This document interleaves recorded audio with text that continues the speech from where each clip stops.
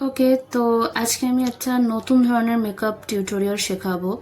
তো তার জন্য আমি ফার্স্টে ফাউন্ডেশনটাকে আমি হাতে নিয়ে নিলাম, হাতের পেছনে, and then I mixed a little bit of Pond's gel, Pond's hydrating gel যেটা।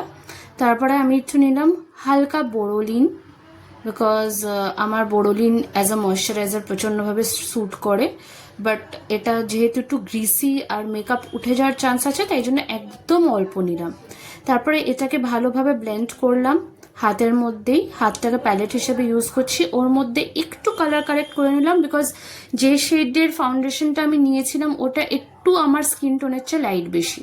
তারপরে ব্যাস আমি মুখের মধ্যে এটাকে অ্যাপ্লাই করে নিলাম। তারপরে অ্যাপ্লাই করে ভালোভাবে ফাউন্ডেশন ব্রাশের সাহায্যে ভালোভাবে এটাকে ব্লেন্ড করে নিচ্ছি।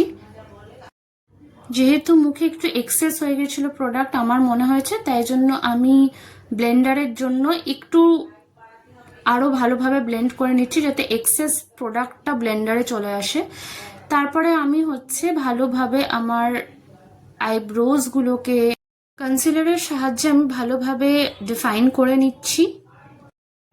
আইব্রোজ যখন ডিফাইন করবেন, একটা ফ্ল্যাট ব্রাশ নিয়ে এটাকে কনসিলারে করে ওপর দিকটা যেমনভাবে আমি করছি আর নিচ দিকটা এরকম নিজের আইব্রো শেপ অনুযায়ী ডিফাইন করে নেবেন। তারপরে ব্রাউন কালারের আইশ্যাডো নিয়ে আমি আইব্রোজগুলোকে ফিল করে দিচ্ছি। অনেকে ব্ল্যাক নেয়, বাট আমার কাছে ব্রাউনটা বেশি ন্যাচারাল লাগে। তারপরে ডার্ক শেডের একটা কনসিলার নিয়ে আমি ভালোভাবে আইলিডটাকে ব্লেন্ড করে নিচ্ছি। আর ওপরে যে শার্প লাইনটা আমি কনসিলার দিয়ে আমি ডিফাইন করেছিলাম ব্রাউজটা, সেটাকেও ভালোভাবে ব্লেন্ডারের সাহায্যে টোটালটা ব্লেন্ড করে নিচ্ছি।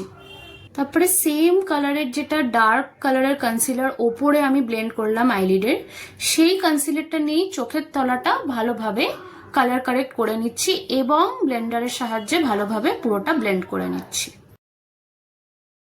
মাউথ এরিয়াটাও আমার হালকা পিগমেন্টেড, তাই জন্য ওই ডার্ক কনসিলারটা দিয়ে ভালোভাবে আমি ব্লেন্ড করে নিচ্ছি ব্লেন্ডারের সাহায্যে। তারপরে যে এরিয়াগুলোয় ধরো আমার একটু পিগমেন্টেড আছে বা একটু পিম্পলস আছে, সেইগুলোকে কভার করার জন্য আমি লাইট শেডের একটা কনসিলার নিয়ে ভালোভাবে মুখটাকে যে জায়গাগুলো দরকার সেই জায়গাগুলো কনসিল করে নিচ্ছি।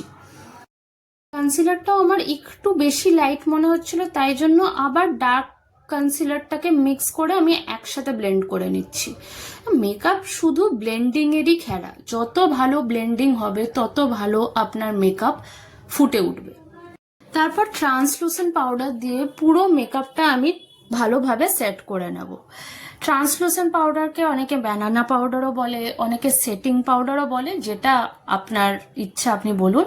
বাট এটার বেসিক্যালি কাজ হচ্ছে মেকআপটাকে পুরোপুরিভাবে সেট করা, যাতে না গলে যায়। তারপর আমি আই মেকআপটা করে নিচ্ছি একটা ডার্ক ম্যাজেন্ডা শেডের আইশ্যাডো দিয়ে, তার উপরে গ্লিটার আইশ্যাডো দিয়ে আমি পুরোটা ভালোভাবে ব্লেন্ড করে নেব। ফিঙ্গার্স দিয়েই ভালোভাবে ব্লেন্ড করে নিচ্ছি জিনিসটা, তাতে আরো ফুটে উঠবে। তারপরে ব্রাশ দিয়ে আমি একটা ক্রিজ কাট করে নিচ্ছি কনসিলার দিয়ে। জেনারেলি সবাই আগে ক্রিজ কাট করে তারপরে আইশ্যাডো দেয়, বাট আমি উল্টো করছি এখানে। মেকআপটা হচ্ছে একটা আর্ট, তো তোমার যেরকম ইচ্ছা তুমি সেরকম ভাবে করতে পারো। There is no rule for makeup. যে আইলিডের ওপর ম্যাজেন্ডা কালারটা আমি দিয়েছিলাম, সেম কালার দিয়ে আমি একটা এখানে হালকা করে উইং এঁকে নিলাম। তারপর লাইট কালারের একটা কনসিলার দিয়ে ঠিক উইংটার নিচে আমি ভালোভাবে কাট করে দিলাম, দেন ওটাকে ব্লেন্ড করে দিলাম ব্লেন্ডারের সাহায্যে। লাইনার দিয়ে ভালোভাবে লক করে নিলাম, যেটা আমি করেছিলাম আইশ্যাডো দিয়ে একটা লাইনার এঁকেছিলাম, সেটাকেই আমি লক করলাম এখানে লাইনার দিয়ে। তারপর আমি কাজলটা এখানে দিয়ে নিলাম। কাজলটাকে আমি সেট করে নিলাম ব্রাউন কালার একটা আইশ্যাডো দিয়ে, যাতে কাজলটা স্মাজ না হয়। তারপরে হাইলাইটার, চোখের কোণায় আমি হাইলাইটার দিয়ে নিলাম একটু। তারপর আমি লাইট ব্রাউন একটা আইশ্যাডো দিয়েই কন্ট্যুর করে নিলাম। দেখো, সুইস বিউটির ওয়ার্ম প্যালেট যদি তোমার কাছে থাকে না, তাহলে সব কাজ ওটাতে হয়ে যায়, অ্যান্ড খুব ভালো ব্লেন্ড হয় ওটাতে।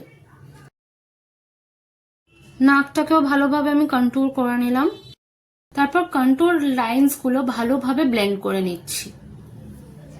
লাইট পিঙ্ক কালারের আমি একটা ব্লাশ দিয়ে নিলাম যাতে আমার লুকটা আরো এনহ্যান্সড হয়। চট করে আমি লিপ কম্বোটা দেখিয়ে দিচ্ছি। যে কোনো ব্রাউন কালারের লাইনার দিয়ে আগে ভালোভাবে ঠোঁটটাকে লাইন করে নেবে। ডার্ক কালারের একটা ব্রাউন শেড আমি এখানে নিয়ে নিচ্ছি, বাট এটা আমার কাছে টু মাচ ডার্ক হয়ে গেছে, তো ওইটাকে ঠিক করার জন্য আমি হচ্ছে কনসিলার দিয়ে নিলাম যাতে একটু ওমব্রে এফেক্ট আসে। সবাই করে আজকাল ওমব্রে এফেক্ট, তো আমিও ভাবলাম আমিও করি। তারপরে একটা যে কোনো গ্লস নিয়ে আমি সেটার ওপরে হালকা করে ড্যাব করে দিলাম, তাতে একটা গ্লসি এফেক্টও চলে আসলো। ব্যাস, আমার লুক অলমোস্ট কমপ্লিট। তারপর সেটিং স্প্রে নিলাম, ভালোভাবে শেক করলাম অ্যান্ড দেন পুরো মুখে আমি স্প্রে করে দিলাম যাতে আমার মেকআপটা না গলে অ্যান্ড পুরোপুরি সেট হয়ে যায়। And this is my final look. সবাই কমেন্টে জানিও তোমাদের কেমন লাগলো। বাই।